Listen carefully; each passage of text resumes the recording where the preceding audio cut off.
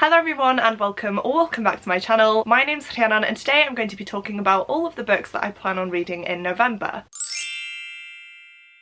Now, I'm not gonna lie, I feel like November is going to be a month of mood reading for me. That has worked really well these past few weeks, and I don't want to be putting pressure on myself to pick up certain books if I'm not in the mood for them, especially as we're nearing the Christmas period now. And in case you guys don't know, I am a primary school teacher, meaning that we're gonna have a lot of Christmas things going on, especially our Christmas play. So that's gonna take up a lot of time, so I don't want to be restricting myself in my reading. Now, I do still like to film monthly TBRs just to let you guys know what I'm in the mood for. So I have gotten a stack of books here that I feel like I am going to pick up this month. I will warn you, there are quite a few. I do also have some extra books that I will mention at the end, just as kind of bonus books that I could possibly read throughout the month. But yeah, we do have quite a bit. So without further ado, let's just dive into my TBR. First off, we have my Agatha Christie book of the month, and this one is Lord Edgware Dies. On the back of this one, it says, Poirot had been present when Jane bragged of her plan to get rid of her estranged husband. Now the monstrous man is dead, and yet the great Belgian detective can't help feeling that he is being taken for a ride. After all, how could Jane have stabbed Lord Edgware to death in his library at exactly the same time she was seen dining with friends? And what could be her motive now that the aristocrats had finally granted her a divorce? If you couldn't tell, this is a murder mystery book. It's the next book I need to read in the Poirot set of murder mysteries. It is the 9th book listed on the back, and this is the reading order that I am following, except for a book that I picked up last month, which was Halloween Party. That one is down here somewhere, but I was reading it as part of a book club and of course for Halloween. So I am following this list once again, and I'm continuing on with Agatha Christie's books by focusing on this one. Now, I am going to be listening to the audiobook for this one. It's how I consume most of Agatha Christie's books because I absolutely love them. The majority of them, if not all of them, are available on Scribd, which is how I listen to them. And again, the majority of them are narrated by Hugh Fraser, who, if you don't know, played Captain Hastings in the ITV adaptations of Agatha Christie's works, and they are just some of my favourite ever adaptations. So I'm having a really good time reading these books. This one is a chunkier book. They are normally a lot shorter than this, but I'm sure I will fly through it nonetheless, and I'm very intrigued to see what actually goes on in the story and who is responsible for the killing. The next book that I would like to get to is Swordcatcher by Cassandra Clare. This is Cassandra Clare's newest book, and this is actually separate from her Shadowhunter Chronicles books. This is a brand new adult high fantasy book, and I'm honestly just so intrigued by it. I have read Cassandra Clare's books ever since I can remember. The Mortal Instruments series is the series that got me back into reading and got me into booktube in particular, so I have a special place in my heart for those books. I did also meet Cassandra Clare last year at Yelk, and I saw her again at an event with my sister, which I will leave the videos for those linked up above and down below if you would like to check them out. But essentially, the Shadowhunter Chronicles and Cassandra Clare are a massive part of my life, and so the fact that we have a new book by that author, however it's not set in the Shadowhunter world, is really exciting, and I can't wait to see what Cassandra Clare does with it. Now, the synopsis for this one is pretty confusing, so I feel like once again I am just going to read it out. I'm really sorry, I know a lot of people don't like when the synopsis is read out, but I will try not to do so for the next few books. It says, two outcasts have the power to change everything, but will they grasp the hand of destiny? In the vibrant city-state of Castellane, nobles and criminals have one thing in common: the constant search for wealth, power, and the next hedonistic thrill. Yet as an impoverished orphan, Cal's prospects look bleak, until he's stolen from his old life to enter a new one of luxury and peril. He's to become Prince Connor Aurelian's body double, shielding the prince from all dangers. As his sword catcher, he and Connor will become as close as brothers, yet Cal lives for one purpose: to die for Connor. Lynn Castor is an Ashkari physician, part of a community ostracised for its rare magical abilities, but after a failed assassination attempt brings her and Cal together, they are drawn into the web of the mysterious Ragpicker King, ruler of Castellane's criminal underworld. He offers each of them what they want most, but as Lynn and Cal sink deeper into his world, they uncover an extraordinary conspiracy. As long-kept secrets unravel, they must ask themselves, can forbidden love bring down a kingdom? And will their discoveries plunge their nation into war and the world into chaos? Now, my only apprehension with this book is that it does sound very similar to the plot of A Darker Shade of Magic, which is a trilogy by V.E. Schwab. It's one of my favourites, and the main character even shares the same name, so it may be a coincidence. I will have to see if there are more ties to it as I'm reading the book, but as I mentioned, this is such an anticipated release for me. This is actually the Illumicrate exclusive edition. I have ordered the Waterstones exclusive exclusive edition, which I am yet to unbox, and I believe it's another book in a bookish subscription box. So I will have a few copies of this one. I really hope that I like it because of that, but this is just gorgeous. I'm obsessed with it, and I cannot wait to read it, as I mentioned, and see what I think. I also think I'm going to be filming a reading vlog for this, which will be spoiler free, and then we'll have a spoilery section at the end, just because a lot of you showed interest when I previously mentioned that. So keep your eyes peeled. A video will be coming your way of me reading this, because I just want to document my experience reading a Cassandra Clare book, especially one that isn't part of the Shadowhunters world, as I mentioned, and I just think it'll be really interesting to share my thoughts with you guys, because I haven't seen any reviews on this book yet, so hopefully that will help you decide whether or not to pick up this book. The next book I'm planning on reading is a very anticipated release for me, and that is Iron Flame by Rebecca Yarros. I unfortunately don't have the book to hand yet because it is being released in November. However, I have received an email to say that the publication date has been pushed back, so I'm really hoping that it does actually get shipped this month and that I can read it, because for those of you who don't know, that is the sequel to Fourth Wing. I read this one around summertime and I absolutely fell in love with it. It's one of my new favourite books. I am completely obsessed, and I am one of those people that will hype it up, and so I have been eagerly awaiting the next book, which, as I mentioned, is hopefully being released this month.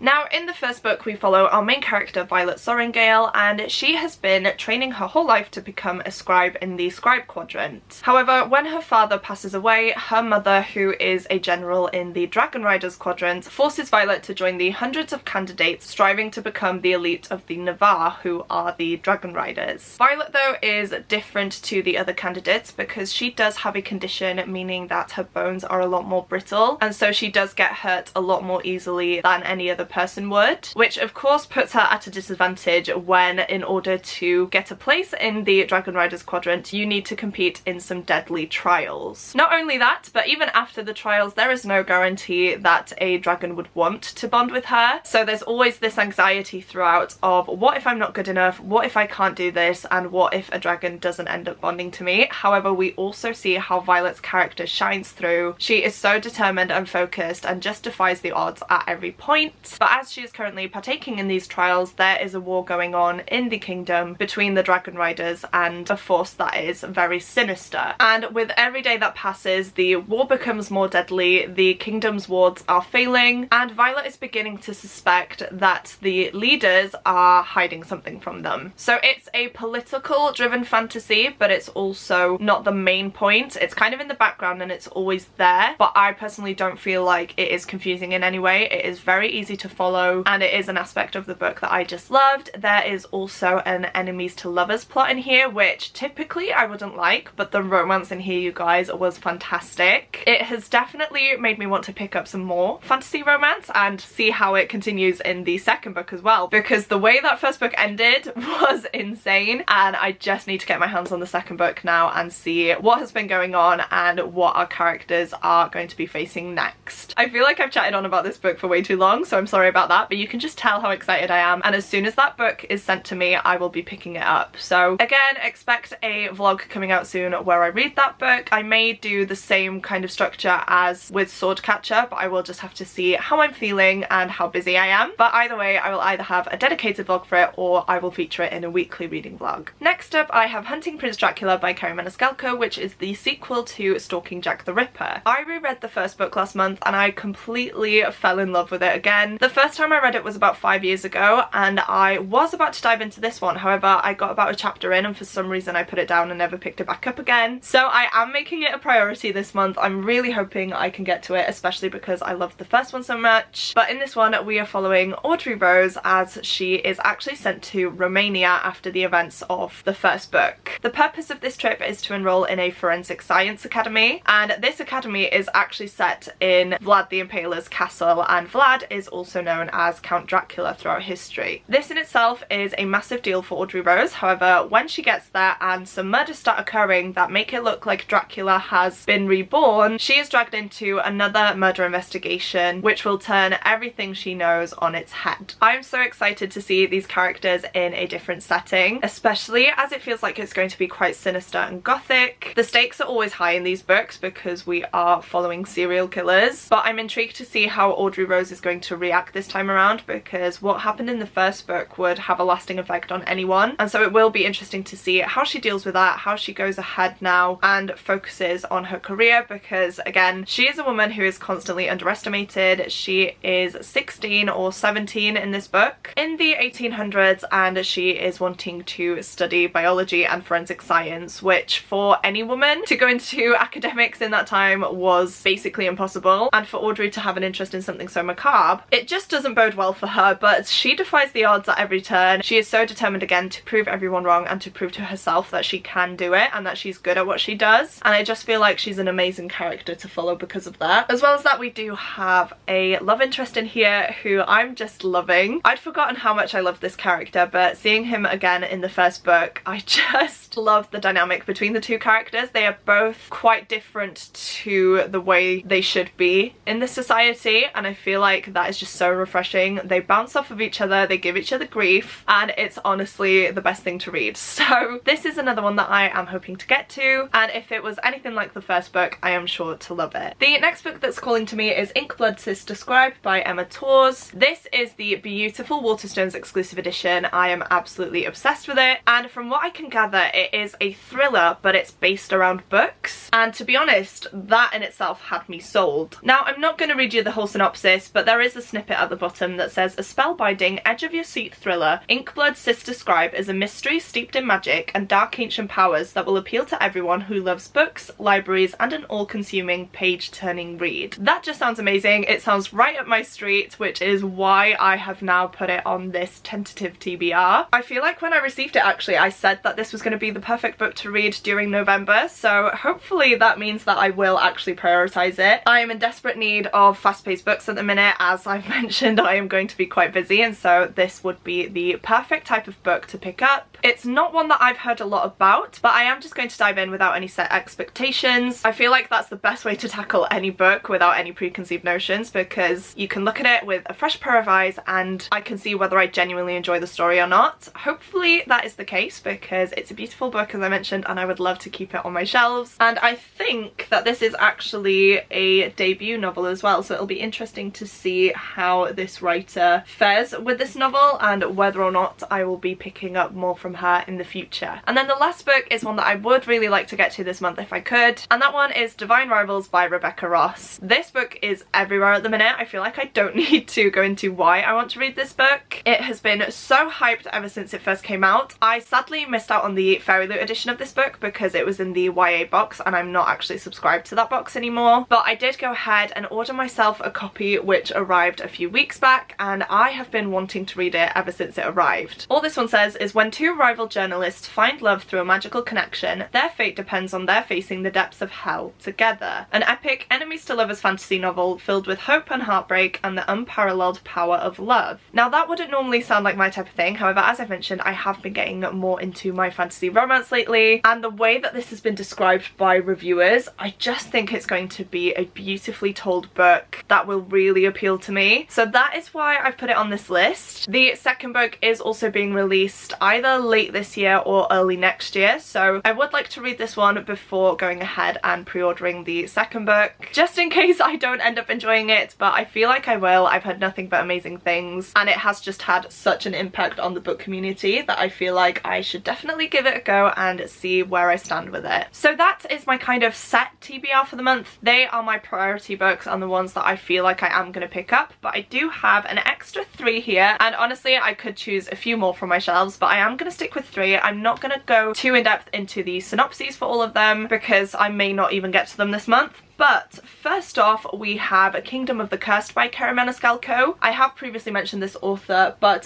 this is a new fantasy romance series by her in which we follow our main character Amelia, who finds her twin sister Victoria dead, and when she finds her, she makes a promise that she will avenge her death and figure out who murdered her, and by doing so she accidentally summons a prince of hell who she then has to work with to uncover why a lot of these young girls are being killed. I read the first book last month. I really did have a good time time with it. I feel like I'm going to enjoy the second book even more because the first book is classed as YA and this book is classed as adult, and apparently there are a lot more steamy scenes in here, so I'm very excited to see those and to see what is actually going on with our characters as well, because the way that first book ended was crazy and I would like to dive in and continue on with the rest of the books in the series. Then I have Bonesmith by Nikki Palpretto. I actually don't know too much about this book. I've just seen it being compared to Throne of Glass quite a lot recently, and it's a book that is very hyped on BookTube and Bookstagram. Now this is actually the Fairy Loot edition, but I didn't get it in a Fairy Loot box. I actually saw this on Vinted and decided to pick it up because, again, this was part of their YA subscription, which I'm not subscribed to, but I was lucky enough to get it from a seller who was getting rid of it at a reasonable price, so I thought I would pick this gorgeous edition up and give it a go. The little snippet on the bottom here says, Gideon the Ninth meets Game of Thrones White Walkers in this dark young adult fantasy with a disgraced ghost fighting warrior who must journey into a haunted wasteland to rescue a kidnapped prince. I don't need to know anymore. I'm sold. I will hopefully get to it this month, but if not, it will be next month or very early on in 2024. And then the last book that I'm gravitating towards at the minute is a very recent release, and that one is The Hurricane Wars by Thea Guanzon. This, again, is the Fairy Loot edition. I did actually get this in a subscription box. It was the adult pick for last month, and it is genuinely one of the most beautiful books I've ever seen in my life. And it just reminds me of Shadow and Bone by Leigh Bardugo. So we have our main character Taliesin, and she actually has sunlight flowing through her veins, and on the other side of that we have Alaric, who has been honed into a weapon by his father because he is in possession of shadow magic. So there is a war going on between two different kingdoms, and I'm guessing that these two are going to have to face off, but in the meantime they are going to get quite friendly. And yeah, I mentioned earlier that I have been getting into my fantasy romance. I have been liking the enemies to lovers trope, and so I would like to pick this one up and see what it is like, because again, it's another hyped release. I have this stunning edition that I would love to get to and see whether I enjoy it or not, and I just want to get in on the hype, guys, because I'm really bad at picking up books as soon as they come out. So I would love to get to this one. Hopefully Fairy Loot will be doing a read-along schedule for this so I can join in on that. But yeah, these are the 3 books that I would like to get to if I have time, but I don't know who I think I am because November is going to be crazy, and I've already put these ones onto my set TBR for the month, so good luck to me is all I'll say. It is a beautiful stack of books though. Hopefully I will manage to get to each and every single one. I feel like the surety here is Lord Edgware Dies because I will be listening to the audiobook on my commute to and from work. Whether I can get the audiobook for any of the other ones will be something I'll have to tackle when we get there. I'm not sure if I would want to listen to any of these. Actually, I feel like I would much prefer to physically read all of these, so I'm gonna have to cross that bridge when I come to it. But please do let me know your spoiler-free thoughts on any of the books from this stack if you have read them. I love chatting to you guys about all of the books I plan on reading in the comments, so please go ahead and share some thoughts if you have any. If you have made it this far through into the video and would like to let me know that you're still here, please go ahead and leave me a dragon emoji down in the comments. Iron Flame is one of my most anticipated book releases for the year, and of course the main plot of this book features dragons, so I feel like that is a pretty fitting emoji. I know I say it all the time, but seeing you guys comment the emoji of the video truly does mean the world to me. It baffles me that you guys watch these all the way through. So if you don't have anything in particular that you would like to say but you would like to let me know that you're still here, please go ahead and comment that now. As well as that, please don't forget to click the like button if you like this video and the subscribe button if you'd like to see more content from me. But that is it from me today, guys. Thank you so much once again for watching, and I will see you soon in my next video. Goodbye!